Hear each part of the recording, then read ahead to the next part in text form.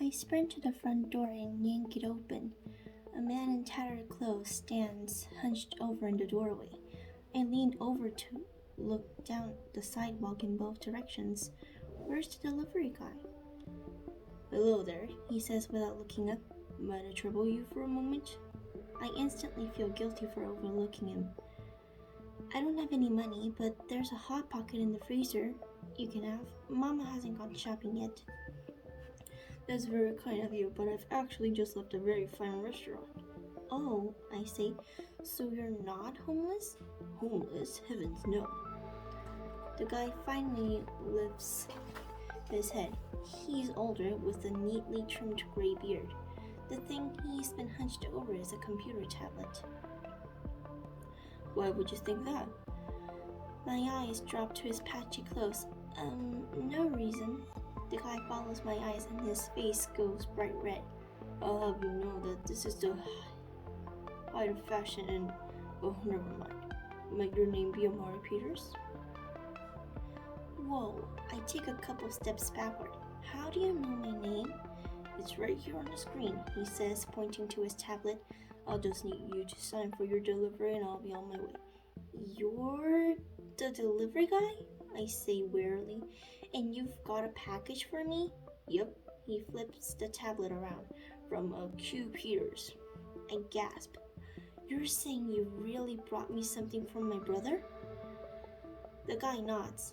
I do if this Q Peters fella is your brother. It says here he sent exactly one Boarding Your Horizons kid.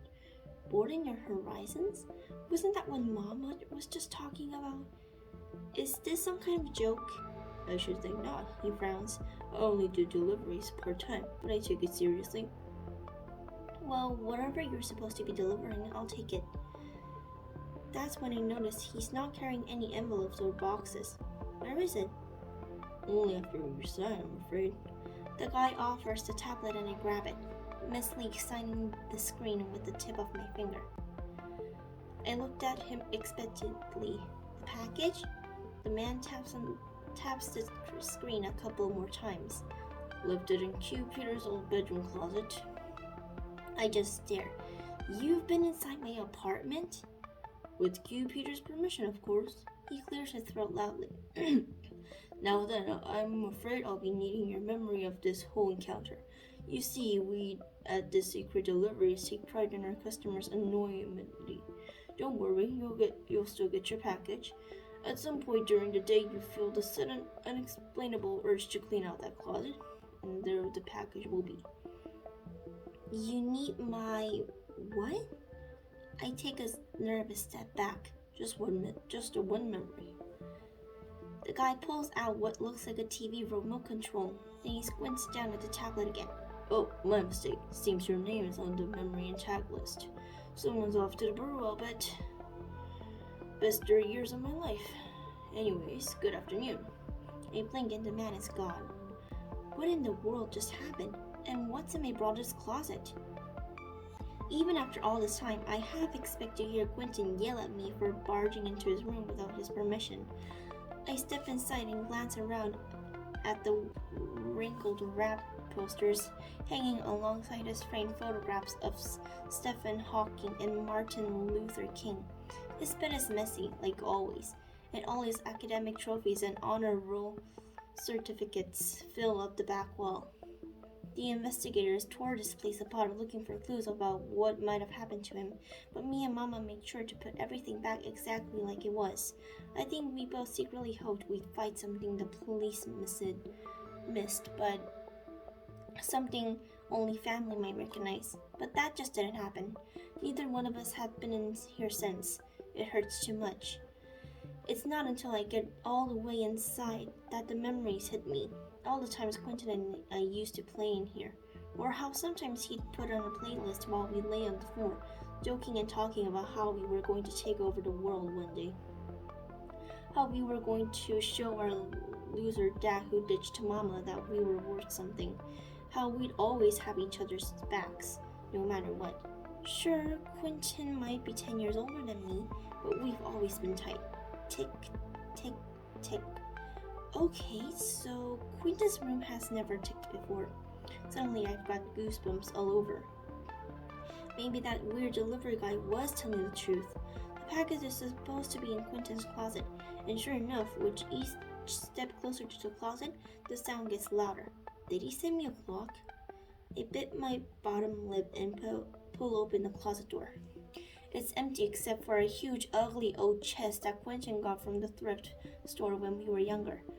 While I was digging through the doll bin for the black Barbie, he had his eyes on this raggy chest with half the leather cover missing. Claimed he needed a place to hold all his master plans. By the sound of it, whenever Quentin sent me is inside.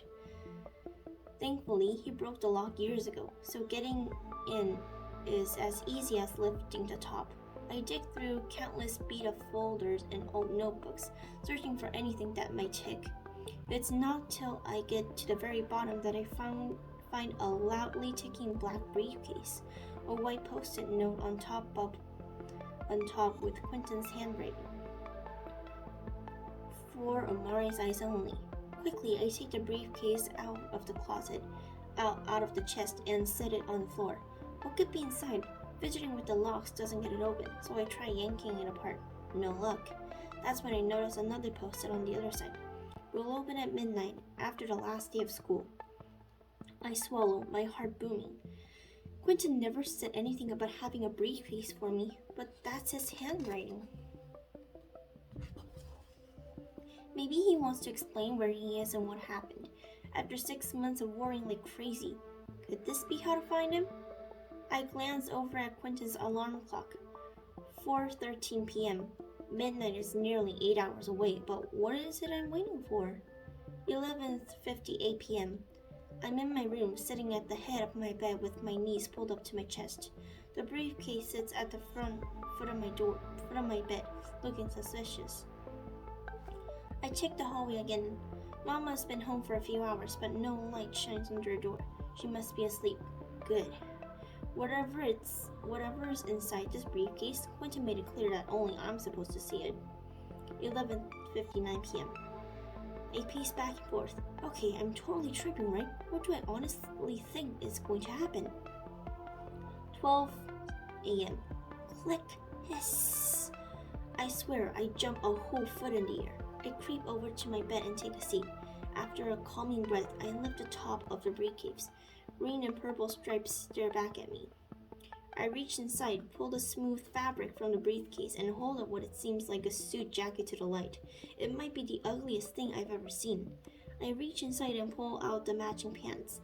I have no idea what's going on, but I can't help a smile. This is definitely Quentin's corny sense of humor at work. And there's more in the suitcase.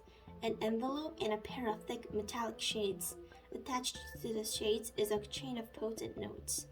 Please lie down before putting these on. I'm serious about lying down first. Pinky swear level serious. Okay, I get it. I bring the shades closer. Aside from being heavy, they seem pretty normal. Certainly not dangerous enough for 3 warnings. Are they supposed to make you dizzy or something? Well, if it's pinky swear serious, then fine, I'll lie down. I shoved the briefcase to the edge of my bed and lay back before sliding the glasses onto my face. I'm not sure what the big deal. Amari? Comes a voice I recognize anywhere. Quentin? And that will be the bit I'm going to read you for today. See you next time, friend, with another book.